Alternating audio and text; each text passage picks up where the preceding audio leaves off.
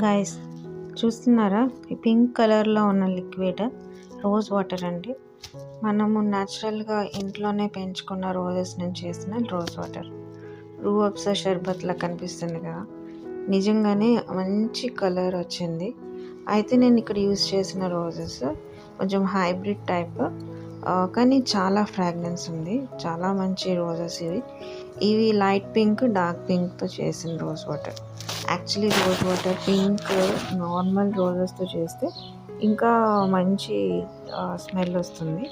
So దీంతో కూడా try చేసాం, కానీ సూపర్ వచ్చింది.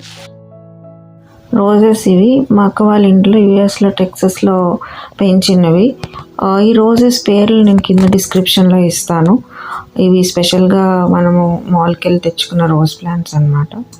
సో ఇక్కడ నేను కలెక్ట్ చేసుకున్న రోజ్ పెటల్స్ అన్నీ ఒక చిన్న బౌల్ తీసుకొని ఒక హాఫ్ గ్లాస్ వాటర్ వేసాము.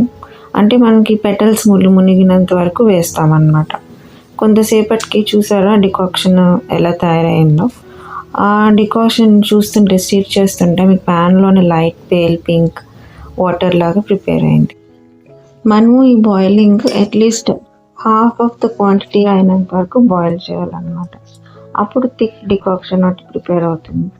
ఆ వాటర్ని మనం సింపుల్గా స్ట్రెయిన్ చేసుకొని కొంచెం కూల్ అయిన తర్వాత వాటిని స్టోర్ చేసుకోవచ్చు.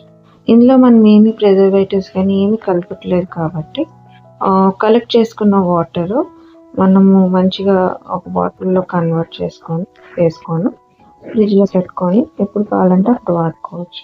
ఈ రోజ్ వాటర్ని మనము న్యాచురల్గా ఫేస్ వాష్, బాడీ క్లీనింగ్, లేకపోతే చిన్న షర్బత్ లాగా మనం ఎప్పుడైనా ప్రిపేర్ చేసుకొని తాగాలనుకుంటే you can just add some sugar or honey. న్యాచురల్గానే మనం తీసుకోవచ్చు అన్నమాట రోజ్ టీ లాగా. సో చూస్తున్నారా ఎంత ఈజీగా ఇంట్లోనే మనం ప్రిపేర్ చేసుకోవచ్చు.